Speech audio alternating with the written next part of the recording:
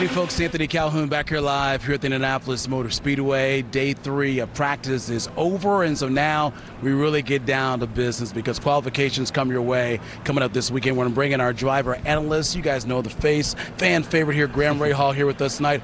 Always great to see my man. And let's talk about the good news first. Just within the hour, this guy found out that he's going to be first up tomorrow to try to qualify for this year's Indy 500. Why is that a big deal? It's a big deal because, as you just saw in the forecast, supposed to be 87 degrees tomorrow. And like today, it never cooled down all the way. Tomorrow the gun goes off at 4:50, or that's when we have to stop. And so with that being said, you know, the heat continues to rise as the day goes on. And therefore, you know, for us to go out first, the track temp's at its lowest, the ambient temp's at its lowest. You make a little bit more horsepower, you make some more downforce. And as we saw today, most guys couldn't do 4 laps. Yeah. These cars are a handful right now, and at the boost levels that we run and the low downforce, to get that first draw, not only first for us, my teammate Takuma's second, other teammate Spencer's 7th, so really good draw for our entire RLL team. Delaney picked for us. She just got job security for like the next 20 years, so it's all good. It's all good indeed. Well, we know it's Fast Friday Day, and how about this? We saw 23 cars over 230 miles an hour. Let's talk about your day. You were 14 quick today. What was the focus for you when you're out here at the Speedway trying to get ready for it this weekend?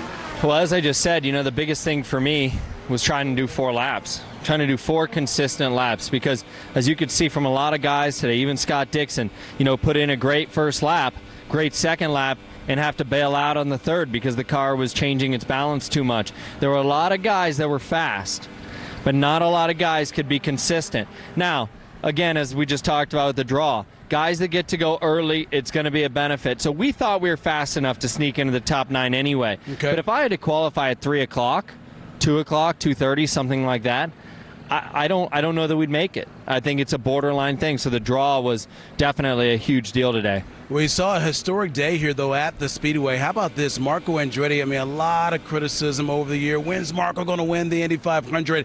But, man, he was on fire today on this track. I mean, you talk about the job that he did, 233.4 miles an hour there. That was his top speed here for him today. Best speed we've seen there in practice since 1996. Yeah, it's an interesting thing, though. I mean, obviously, he did that right off the bat. So, again, cool track, as we just discussed, and clearly in a big toe. But having said that, the Andretti cars still look strong. So all of them. I mean, and there's like 30 of them in the field or something. They all look very good. So I think it'll be interesting to see how tomorrow goes. You know, Marco, he has done a great job. He's done a great job all week. I think he drew like 27th or something like that. So he's certainly going to have a tough, go of it tomorrow. Okay, let's take a look at the Fast 8 from today. We talk about Marco Andretti. There he is, first quick here today, the top speed. And then you got Connor Daly, Scott Dixon there, and you see the rest of the top 8. Your teammate there, Takuma Sato, rounding out the top 8. Okay, so if you guys know, one of the stories or just the topics among a lot of IndyCar fans is the look of this guy right here and this stash right there. You'll see it there. It's a pretty thing. Yeah, it's pretty thick, all right? So we had a chance to catch up with his pops to get his take on his son with this new look. If that gets us in the victory circle, then he can, I'm sure he'll keep wearing it. But it's been a pretty good year while he's been wearing that thing. I don't think he looks the best in it, but hey, whatever works, right?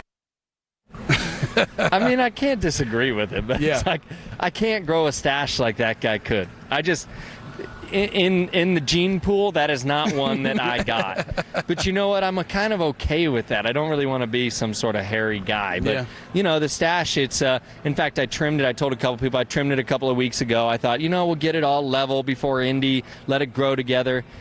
And then it just hasn't grown again since. So it's a little weak right now, but whatever works. All right. Well, you know what? It's bringing you some good luck. Great year so far. And then, of course, we saw what happened today. First off tomorrow to qualify for the 104th running of the Indy 500. Graham, always great to be with you, my man. He'll be with us coming up on Sunday night on Sports Locker Sunday as well.